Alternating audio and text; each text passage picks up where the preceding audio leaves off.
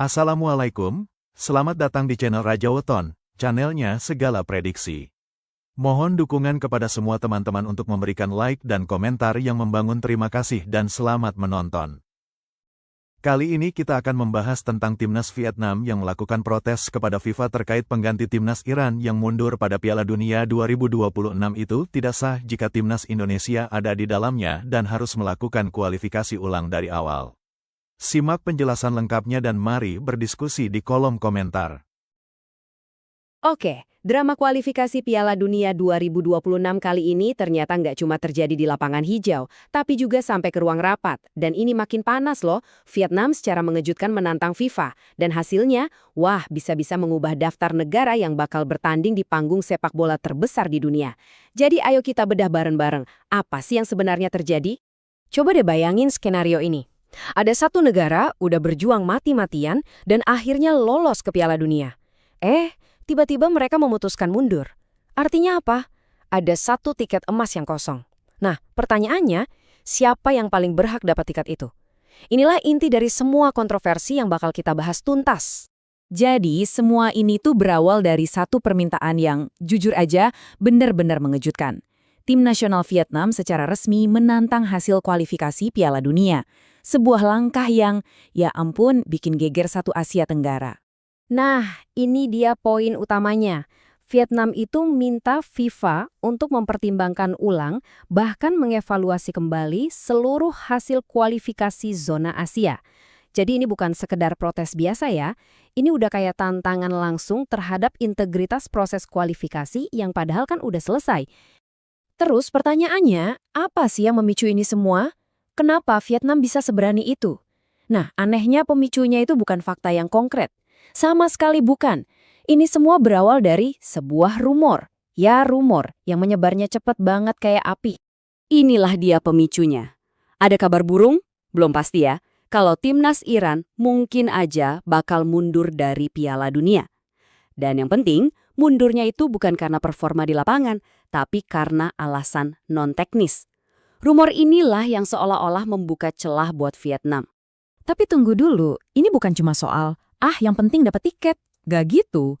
Argumen utama Vietnam itu sebenarnya berpusat pada satu kata, keadilan. Mereka nuntutnya gini, oke, kalau memang ada satu slot kosong, proses pengisiannya harus transparan dan adil dong buat semua tim yang kemarin hampir lolos. Masuk akal kan? Kalau kita coba beda logikanya Vietnam, sebenarnya simpel banget kok. Gini urutannya. 1, ada rumor Iran mundur. Oke, catat. 2, kalau Iran mundur, berarti ada satu slot kosong di Piala Dunia. 3, proses buat ngisi slot itu harus adil, nggak bisa asal tunjuk. Dan yang terakhir, 4, karena itu mereka menuntut adanya evaluasi ulang. Kalau kita lihat dari sudut pandang mereka, ya sangat masuk akal sih. Tentu aja, Vietnam bukan satu-satunya yang ngelihat ada peluang di sini. Kepanikan mereka itu juga dipicu karena mulai muncul nama-nama negara lain, pesaing-pesaing lain yang dianggap berpotensi juga buat ngisi slot kosong itu. Dan ini dia nih daftar pesaingnya. Ada Indonesia, ada Irak, Oman, dan juga Uni Emirat Arab. Semua tim ini disebut-sebut sebagai kandidat kuat pengganti. Jadi kebayangkan, dengan adanya nama-nama ini, Vietnam merasa mereka harus gerak cepat biar nggak dirugikan. Dan sentimen ini dirangkum banget sama media di Vietnam. Intinya, mereka bilang kalau ada yang menunjuk pengganti secara langsung, tanpa proses apa-apa, itu nggak sah. Harus ada jalur yang jelas. Mau itu kualifikasi ulang, atau setidaknya keputusan resmi yang transparan. Nah, kata kuncinya itu 1, transparan. Oke, di tengah semua keributan dan spekulasi ini, pasti kita semua bertanya-tanya kan, gimana sikap resminya? Apa kata FIFA, apa kata AFC, selaku Konfederasi Sepak Bola Asia? Jawabannya, hening. Sunyi senyap.